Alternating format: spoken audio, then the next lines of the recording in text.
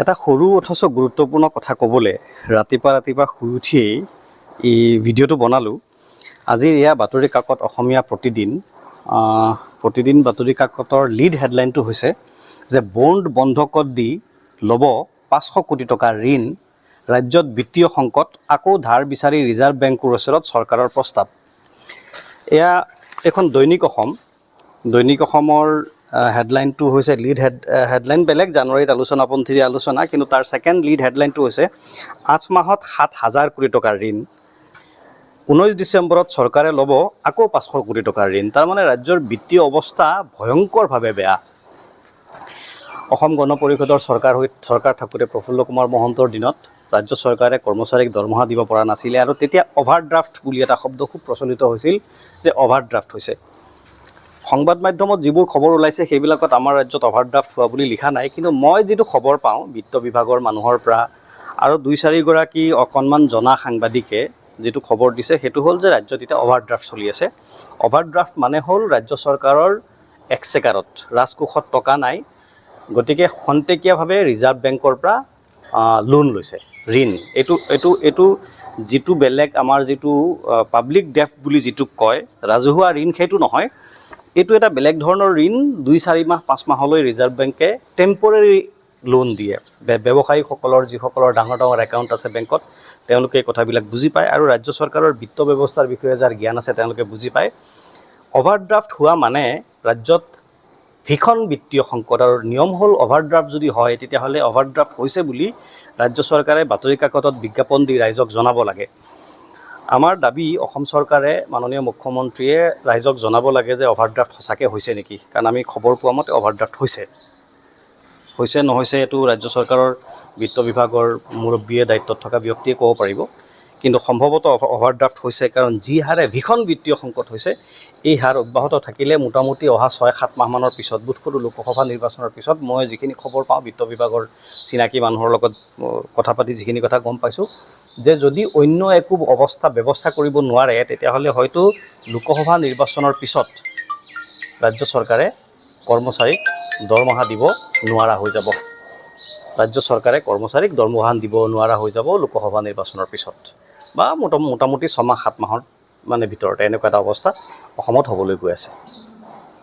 মুখ্যমন্ত্ৰীয়ে স্পষ্টীকৰণ দিয়ক, বিত্তমন্ত্ৰীয়ে স্পষ্টীকৰণ দিয়ক, বিত্ত বিভাগৰ বিষয়াসকলে স্পষ্টীকৰণ দিয়ক। ফোন এটা আহি যোৱাৰ কাৰণে সকলো কথা ক'ব পৰা নাছিলোঁ, বাকী কথাখিনি থাকি গ'ল। হ'ব, দীঘলীয়া নকৰোঁ, খালি আৰু এটা জাষ্ট কথা এড কৰিব খুজিছোঁ যে অলপতে খবৰ ওলাইছে যে আমাৰ যোৱা বৰ্ষৰ বিত্তীয় বাজেটৰ বাজেট আমাৰ 1,41,000 কোটি টকা, সেই বাজেটৰ 43%হে এতিয়ালৈকে মাত্ৰ এক্সপেণ্ডিচাৰ কৰিব পাৰিছে। বছৰ শেষ হ'বলৈ হৈছে, 43% যদি এক্সপেণ্ডিচাৰ কৰিব পাৰিছে, বাকী টকাখিনি এই মাত্ৰ 3-4 মাহত কেনেকৈ এক্সপেণ্ডিচাৰ কৰিব, এইটো এটা বৰ সাঁথৰ হৈ থাকিব। আৰু এক্সপেণ্ডিচাৰ 43% মানে আচলতে চৰকাৰৰ ডেভেলপমেণ্টেল এক্টিভিটি হোৱা নাই। ছেকেণ্ড, এই যে 43% হৈছে, এইখিনি অকল দৰমহা দিয়া আৰু এই যে হিতাধিকাৰীক টকা দিয়া হয়, এইখিনিয়ে। বাকী টকা তেওঁলোকে অন্যান্য যিবিলাক ডেভেলপমেণ্টেল এক্টিভিটি আছে, উন্নয়নমূলক যিবিলাক ধাৰাবাহিক কাম কাজ আছে, সেইবিলাকত টকা খৰচ কৰিব পৰা নাই, প্ৰথম কথা। দ্বিতীয় কথা হৈছে, বাতৰিত লগতে এইটো কথাও ওলাইছে যে কেপিটেল এক্সপেণ্ডিচাৰ একেবাৰে কম, বোধকৰোঁ 10 নে 11% কেপিটেল এক্সপেণ্ডিচাৰ এতিয়ালৈকে কৰিব পাৰিছে। কেপিটেল এক্সপেণ্ডিচাৰ হৈছে যিবিলাক আন্তঃগাঁথনি নিৰ্মাণৰ যিবোৰ কাম, সেইবোৰ ডেভেলপমেণ্টেল এক্টিভিটি। আৰু কেপিটেল এক্সপেণ্ডিচাৰ যদি আপোনাৰ বঢ়া নাই, তেতিয়াহ'লে জানিব ৰাজ্যৰ উন্নয়নৰ যিটো গতি সাংঘাতিকভাৱে ক্ষতিকৰ, পিছ পৰি আছে। অসমৰ মাননীয় মুখ্যমন্ত্ৰী মহোদয় এতিয়া ৰাষ্ট্ৰীয় পৰ্যায়ৰ নেতা হোৱাৰ এটা প্ৰতিযোগিতা তেখেতৰ মাজত আমি দেখিবলৈ পাইছোঁ, হৈছেও। বিজেপিৰ এগৰাকী নেশ্যনেল লেভেলৰ লিডাৰ হৈ পৰিছে তেখেত। আৰু বোধকৰোঁ তেখেতৰ পৰিকল্পনাটো এনেকুৱা যে 24ত যদি দিল্লীত বিজেপিৰ গভৰ্ণমেণ্ট হয়, তেতিয়াহ'লে তেখেত অসমত সম্ভৱতঃ নাথাকে, তেখেত দিল্লীলৈ গুচি যাব। ৰাষ্ট্ৰীয় পৰ্যায়ৰ কেন্দ্ৰীয় চৰকাৰৰ মূল 4টা যি মন্ত্ৰী পদ আছে, তাৰে এটা হয়তো তেখেতে ল'ব বিচাৰিব। শুনামতে আনকি গৃহ দপ্তৰৰ প্ৰতি তেখেতৰ চকু, যেনেকৈ এটা সময়ত তৰুণ গগৈ ডাঙৰীয়াৰ আশীষ লৈ তেখেত অসমৰ ক্ষমতাশালী মন্ত্ৰী হৈছিল, এতিয়া অমিত শ্বাহ ডাঙৰীয়াৰ আশীষ লৈ ভাৰতৰ ক্ষমতাশালী মানুহ হৈছে। তৰুণ গগৈ ডাঙৰীয়াৰ জেগাটো তেখেতে লৈ ল'লে, এটা সময়ত হয়তো অমিত শ্বাহ ডাঙৰীয়াৰ জেগাটো তেখেতে ল'বলৈ বিচাৰিব, এনেকুৱা এটা তেখেতৰ সমালোচকসকলে কয়। আমাৰো এইটো আশংকা হৈছে, সম্ভাৱনা দেখিছোঁ। যিয়ে নহওক, সেইটো এটা বেলেগ কথা। মুঠতে তেখেত দিল্লীলৈ গুচি যাব আৰু অসমৰ বা পিছত অসম গোল্লাই যাওক, মানে যোনে অসম চলাব তেওঁ জানিব। এই অৱস্থাৰ কাৰণে এনেকুৱা এটা অৱস্থা হ'বলৈ যোৱাৰ সম্ভাৱনা দেখিয়ে সম্ভৱতঃ তেখেতে বহুত টকা পইচা খৰচ কৰি ৰাষ্ট্ৰীয় পৰ্যায়ৰ নেতা হোৱাৰ প্ৰতিযোগিতাত অৱতীৰ্ণ হৈছে আৰু চৰকাৰে এতিয়ালৈকে ঋণৰ পৰিমাণ মোটামুটি 1,41,000 কোটি টকাৰ ঘৰ পাৰ কৰিছে, যিটো কথা শুনি আছোঁ। এইটো বৰ উদ্বেগজনক কথা।